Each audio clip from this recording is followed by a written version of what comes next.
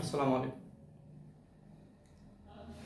নবম দশম শ্রেণী এসএসসি 2025, 2026, 2026 এর পরে যত এসএসসি ব্যাচ আছে 28, 29, 30 থেকে 100 পর্যন্ত, যতদিন পর্যন্ত আমাদের এই বই থাকবে কেমিস্ট্রি, বর্তমান যে সংস্করণ আছে সেইটা,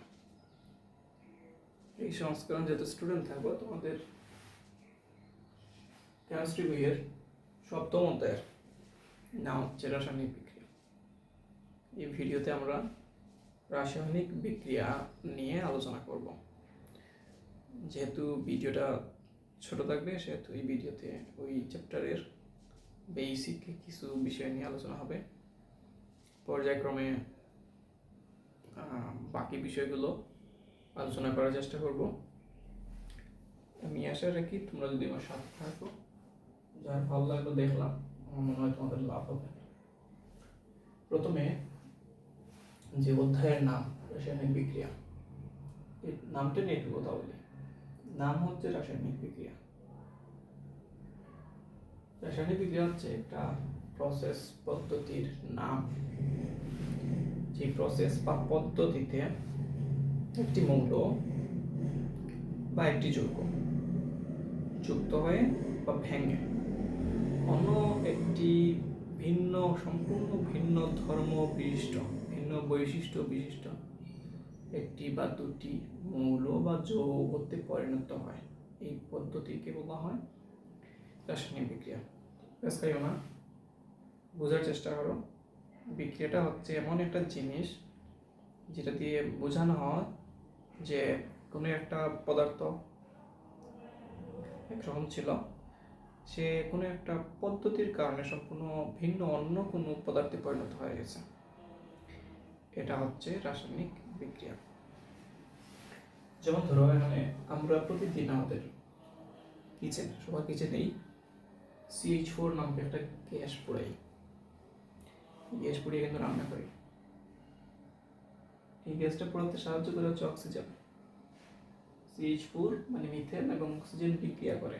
এটা হচ্ছে বিক্রিয়া করা, মানে দুইটা যে পুড়ে সাথে যে মিশে CH4 এর সংস্পর্শে আসছে অক্সিজেন, অক্সিজেন আসার পরে CH4 এবং অক্সিজেন পরস্পর যুদ্ধ করে কার্বন ডাই অক্সাইড উৎপন্ন করে, যেটা বাষ্প হয়ে উড়ে যায়, যেটা উড়ে যায় বা বাষ্প উৎপন্ন করে সেটাও উড়ে যায়, আর শক্তি উৎপন্ন হয় যেটা দিয়ে আমাদের রান্না হয়, তাপ শক্তি আর কি। এখন দেখো, মানে CH4 যেটা মিথেন, তার কিছু বৈশিষ্ট্য। অন্যতম বৈশিষ্ট্য হচ্ছে সে একটা গ্যাস, সে নিজে পুড়ে শক্তি উৎপন্ন করে,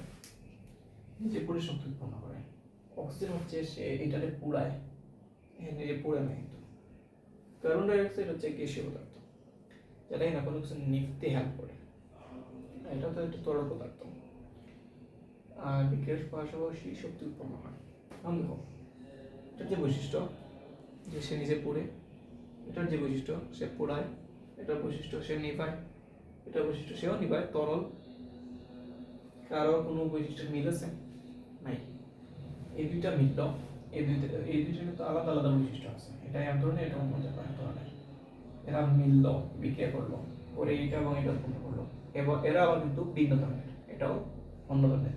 এটার সাথে এই তিনটার কোনো মিল নেই, এই দুইটার গুণ এবং এটার কোনো মিল নেই, এটার সাথে বাকি তিনটার কোনো মিল নেই। তার মানে সম্পূর্ণ ভিন্ন দুটি যৌগ মৌল বা একটি যৌগ মৌল ভেঙে বা জোড়া লেগে যদি অন্য সম্পূর্ণ ভিন্ন কোনো যৌগ মৌল উৎপন্ন করে, তাহলে এই পদ্ধতিটার নাম হচ্ছে রাসায়নিক বিক্রিয়া। ঠিক আছে? তো রাসায়নিক বিক্রিয়া বিভিন্ন ধরনের হয়ে থাকে। কিসের উপর ভিত্তি করে আমি রাসায়নিক বিক্রিয়াকে ভাগ করতেছি? প্রথমে হচ্ছে বিক্রিয়ার দিকের উপর ভিত্তি করে। বিক্রিয়া হচ্ছে দুই ধরনের, একমুখী এবং বহুমুখী। যদি একটা বিক্রিয়ক আরেকটা বিক্রিয়কের সাথে বিক্রিয়া করে একটা উৎপাদ উৎপন্ন করে এবং সেই উৎপাদ আবার বিক্রিয়কে পরিণত হতে না পারে, তো এই বিক্রিয়াকে বলা হয় একমুখী বিক্রিয়া। আর বহুমুখী বিক্রিয়া তার উল্টো, একটা বা দুইটা বিক্রিয়ক বিক্রিয়া করলো, উৎপাদ উৎপন্ন করলো, এই উৎপাদ আবার বিক্রিয়কে পরিণত হতে পারে। এই বিক্রিয়াকে বলা হয় উপমুখী বিক্রিয়া।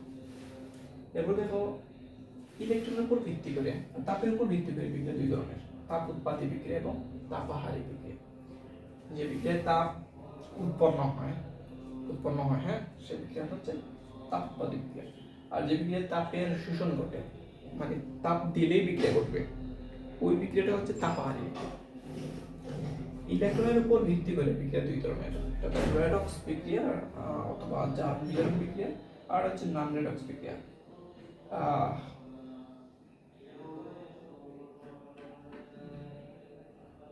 জারণ বিজারণ বিক্রিয়া এটা হচ্ছে ইলেকট্রনের আদান প্রদান যে বিক্রিয়াতে হয় আর কি, ওই বিক্রিয়া।